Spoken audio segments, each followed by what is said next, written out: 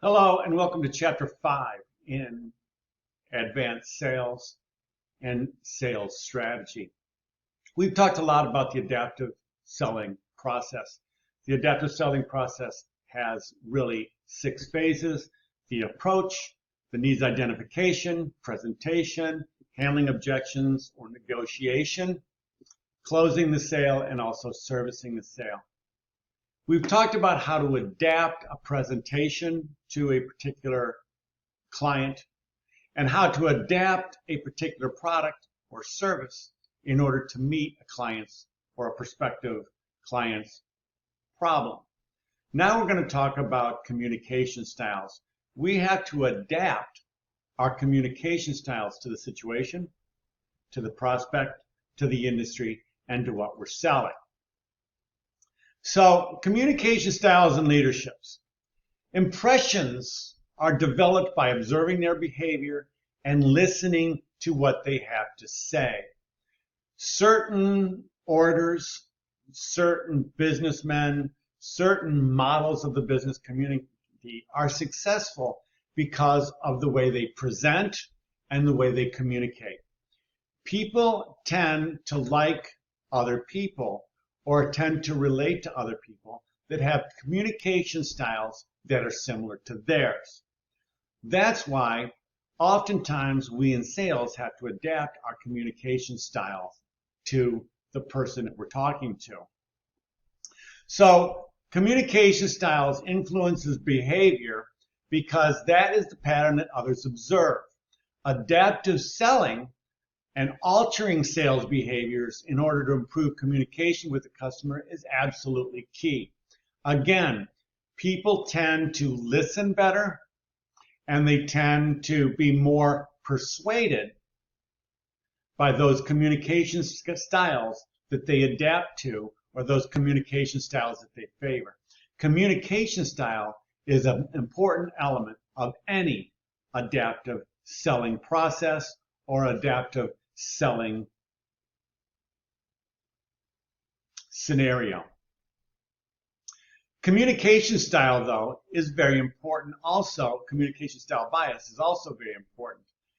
When we talk to people, people immediately form biases. They could be good biases, like this person's just like me, or this person's very smart, or this person really knows what they're talking about, or this person I think has something that I need. Or the bias can be negative. I don't like this person. I don't think this person knows what they're talking about. This person is full of it. This person is trying to just sell me something. So we manage our relationship through adaptive communication styles. You've heard this before, and it's very, very important, and it's very true. First impressions are often the lasting impression.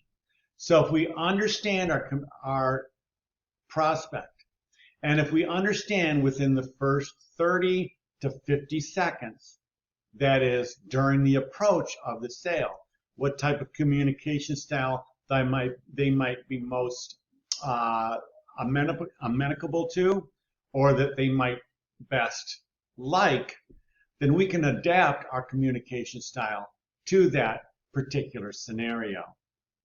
So communication styles, there's active, which is direct and animated, which I am a very active communication person. Obviously, I wave my hands around. You can't see my hands because they're underneath the camera, but I wave my hands. I'm very mobile when I speak. I'm very energetic when I speak. I'm very confident when I speak.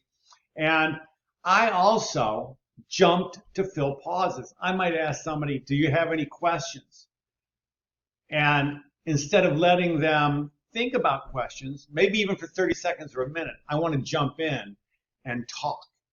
And that's a very active communication style. Some people are very like that style, and some people don't. Logical communication style is just the facts, ma'am. I call it the dragnet. Just the facts, ma'am. You talk about facts, you talk about logics, you don't use a lot of humor, you don't use a lot of facial expressions, you're very practical, you're very realistic, you like to frame things, You like to use numbers. You like to use graphs, charts, a very logical approach to it. Another communication style is the thinker. They seek data and facts. We try to be thinkers when we are doing the needs assessment part of our adaptive selling 6-step process. They think before they speak. It often takes them a long time to answer questions. They clarify before they answer questions.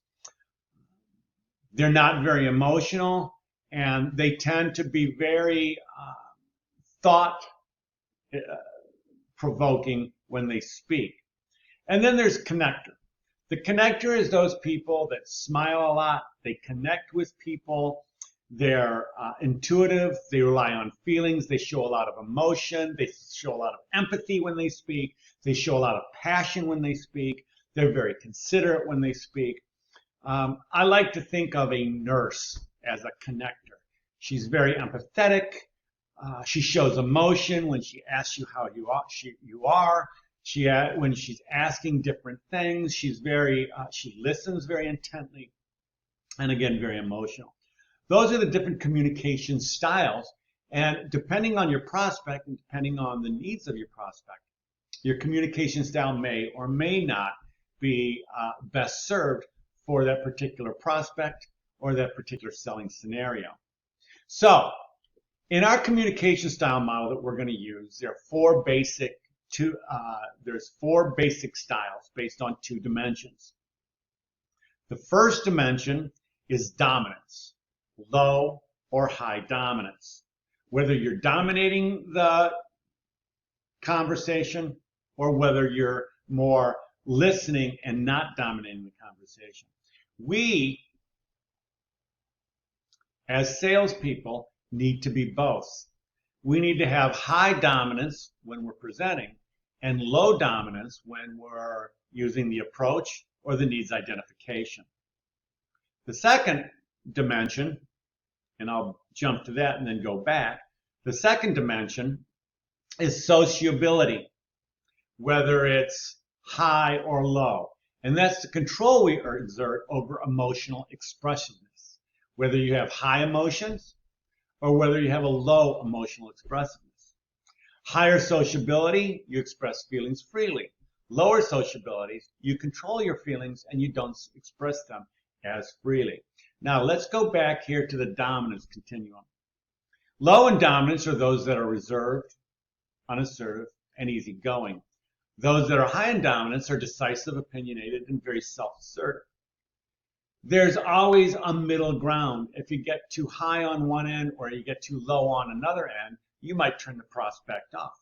So there's always a middle ground. We need to find that middle ground, but we also need to either tend towards the low in dominance or the high in dominance, depending on what phase we are in the selling process and also who we're talking to. And then again, the sociability, again, is how we express feelings.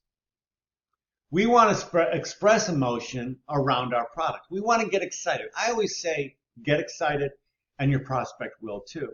So we want to get excited about our product. We want to get excited about what we're trying to say. We want to get excited about solving a customer's problems. However, we don't want to go off on the deep end on that also. We need to control our feelings. We need to control our feelings if we make the sale. We need to control our feelings if we don't make the sale. So that's very important to understand on the sociability continuum. So now you've got high sociability and low sociability. That's on the vertical axis. And on the horizontal axis, you got low dominance and high dominance. So you've got different quadrants. I tend to be high sociability and high dominance. However, I'm not saying that that's great. Some people respond to that very well. Some people don't respond to that very well. It all depends on where you are. Some people have high sociability. They're very empathetic. They're very emotional. They're very feeling, caring, but low dominance. Those are the nurse that I talked about, who is very empathetic. She's excited when you get better, but she wants to hear what you have to say, so she has low dominance. Some people have low dominance and low sociability. Those are the thinker type part. And some people have high dominance and low sociability. Those are just the facts, ma'am. The dragnet type of person, the ones who's interrogating. So, the emotive style is like myself, high sociability and high dominance. You're quite active, you take social initiative, you encourage informality, and you express emotions and opinions, and you have a tendency to dominate the conversation. Key words for that type of style is emotional, sociable, persuasive, zestful, excitable. Then you've got the directive style. The directive style is high dominance but low emotion. Appear to be quite busy, may give the impression of not listening. It displays a very serious attitude, maintaining control. If you've ever watched Dragnet, which is a show in the 60s, just the facts, ma'am. Tell me just the facts. I don't want to get emotional here. I just want to know the facts. Oftentimes, doctors have a tendency to do that when they're trying to diagnose. So the key words are aggressive, very serious, very opinionated, impatient. They want to know. They don't want to talk about a lot of things. They just want to know the facts. Reflective style is low in dominance, but very emotional. They display a preference for orderliness. They express measured opinions. They express empathy real well. And that is, they tend to be serious, industrious, questioning, sometimes preoccupied, sometimes disciplined. And then finally, the supportive style was the appearance of being quiet, listens attentively, they avoid use of power, they make decisions. Those are lighthearted, relaxed, sensitive, passive, soft-hearted, and warm. That tends to be your nurses, your those people that, your social workers, those people that have to display a lot of empathy towards the conversation. So what we're trying to do is we're trying to minimize communication style bias, which is barriers to success in selling. So a highly adaptable salesperson can do that depending on what quadrant the prospect tends to gravitate towards. Usually is the quadrant in which they tend to like to be spoken to or communicated to. So to minimize communication style bias, one must take a look at the prospect, sum up the prospect, what quadrant you think the best quadrant to be in that prospect. For instance, if it's a CEO, they don't have a lot of time. You're going to not have a lot of time for your approach. You're going to get right into the needs,